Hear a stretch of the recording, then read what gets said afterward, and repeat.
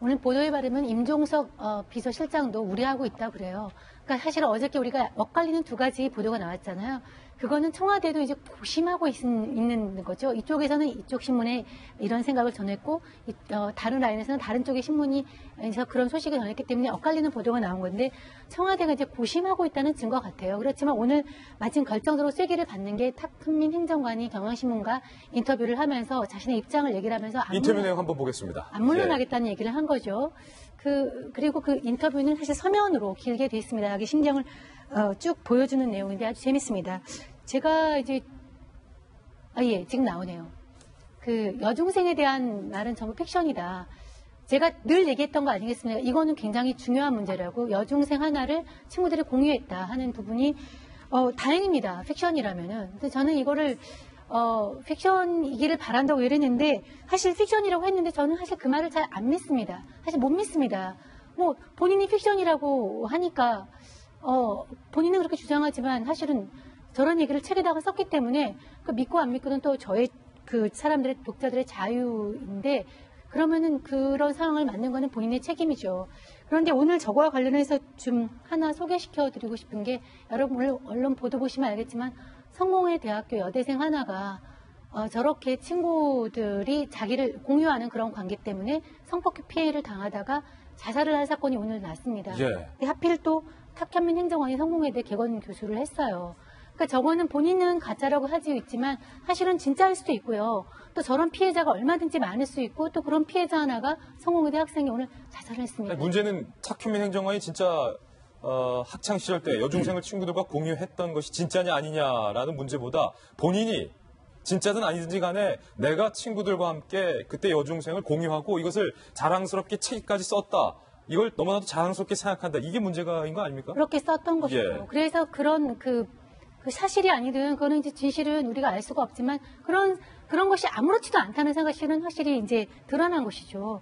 이거를 가볍게 넘어갈 수 없고, 이 인터뷰로 저는 해명이 안 됐다고 생각을 하기 때문에 기회 있을 때마다 탁현민 행정관의 얘기를 저는 얘기를 하려고 생각합니다. 그러니까 제가 볼 때는요, 대통령한테 부담을 준다는 게 제일 큰 문제인 것 같아요. 왜냐하면 민정수석, 인사수석, 비서실장이 뭔가 꺼립직해서 좀 이 문제를 해결하고 싶은데도 대통령 눈치 때문에 지금 말을 못하는 정황인 거잖아요. 사실관계 그렇다면. 그것은 지금 임기 초반에 문재인 정부가 높은 지지도를 갖고 있습니다만, 수석들이 이게 아니다 싶은 건데도 지금 대통령이 워낙 좋아하거나 아니면 대통령한테 이 말을 하면 좀 부담스러울 것 같아서 말을 못하는 분위기라면 일단 소통에 문제가 있는 것이고, 두 번째는 대통령한테 책임을 미루는 게 되는 거거든요. 그래서 만약에 탁현민 행정관이 무슨 사고라도 쳐서 만약에 중도에 불미스럽게 하차한다고 보십시오. 그러면 이분들 모든 책임 누구한테 갑니까? 대통령한테 가는 거거든요. 저는 그래서 아까 우병우 이야기 나오고 왕 행정관이라는 신조어가 나왔는데, 왕차관, 왕실장, 왕비서관까지 들어봤지만 왕 행정관 처음 들은 거 아닙니까? 예. 그러면서 보면 탁 행정관이 특정 언론과 서면 인터뷰를 해가지고 마치 무슨 뭐 대통령이 외국 언론하고 하듯이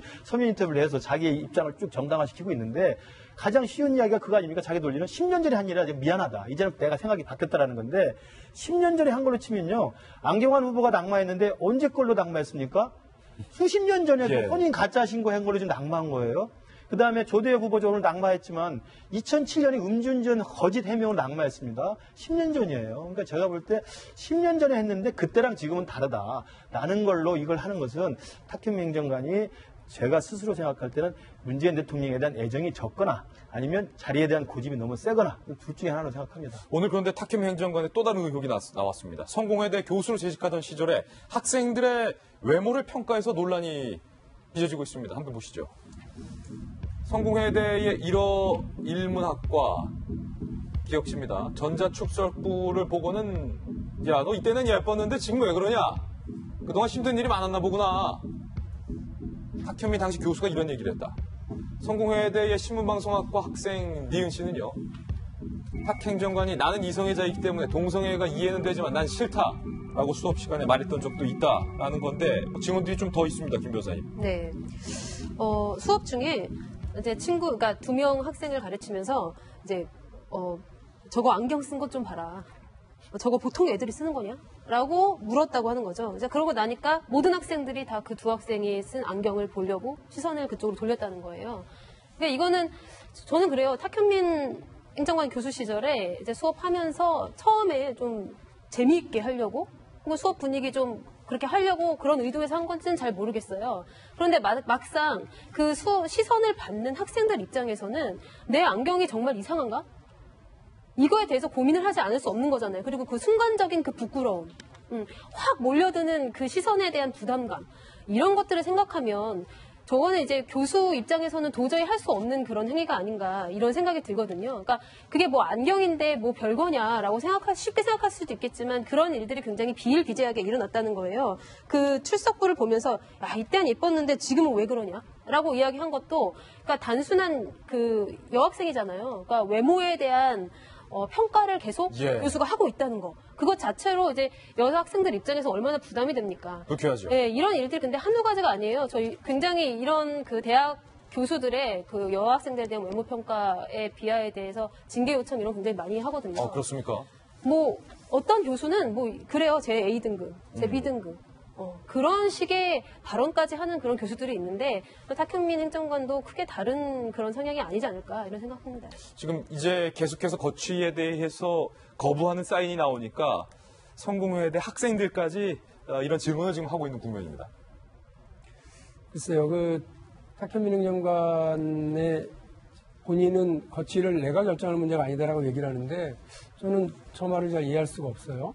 저는 뭐 이미 돌직구쇼에서 이미 지지난번에 사랑한다면 양정철처럼 그리고 노무현의 안희정처럼 그렇게 선택하시는 게 맞겠다라고 조언을 한 바가 있는데 내가 결정할 게 아니라고 그러면 그걸 대통령한테 떠넘기려고 하는 거 아니에요? 저는 좀 그 태도에 대해서 잘 납득이 안 가고 이게 일이 지금 점점 더 커지고 있구나라는 생각마저 드는데 탁현민 행정관이 알고 있고 활동하고 있었던 그 기획 행사, 이벤트 행사의 장이 아니라 지금 여기는 정치의 장이에요. 그런데 정치적 소신 때문에 그 주군의 곁을 떠나야 되는 사람들도 억울해도 그렇게 하는데 이게 지금 본인이 과거에 했었던 발언 때문에 빚어지고 있는 일들인데 여기에 대한 책임을 주군에게, 대통령에게 떠넘기겠다고 한다면 저는 그거는 도무지 용납할 수가 없어요. 두 번째로 2명의 우리가 장관 후보자를 생각해 봐야 됩니다. 한 명은 조대엽이고 한 명은 정연백이에요. 한 명은 낙마했고 한 명은 장관이 됐어요. 조대엽 후보자가 어제 저녁에 기자들에게 보냈던 문자를 보세요. 이 정부의 성공을 위해서 내가 그렇게 하겠다는 거 아니에요. 내가 옛날에 잘했고 못했고 뭐 내가 실력이 있으면 그대로 해야 될 거고 기획을 못하면 내가 관둘 테니까 이런 얘기가 아니잖아요. 이 정부가 성공하기 위해서 내가 희생을 하게 되고 내가 물러나야 된다면 그렇게 하겠다. 왜 그 역할을 조대엽만 해요? 두 번째, 정연백 장관 후보자가 인사청문회에서 이 문제를 지적을 냈을 때 장관으로서 건의하겠다고 얘기를 했습니다. 그리고 이미 건의했다는 얘기도 있어요. 그럼 뭐가 되는 거예요, 정연백 장관은? 여성가족부 장관인데. 일이 점점 커지잖아요. 지금 이렇게 있을 상황은 아닌 것 같다는 이런 생각이 드는데요. 차라리 가만히나 계시지. 뭘 언론 인터뷰를 해서 뭐 이렇게 더 일을 키우고 이건 기획 이벤트가 아니라니까요. 지금 이건 우리 정부의 성공, 대한민국의 성공을 위해서 정말 살얼음판 기듯이 모두가 다 조심스럽게 가고 있는 이 상황에서 왜 일을 그렇게 하는지 모르겠어요. 우리 박용진 의원의 정말 안타까움이 느껴지는 돌직구. 뭐 더 이상의 의견은 여기까지 박용진 의원의 의견을 가름을 하겠습니다.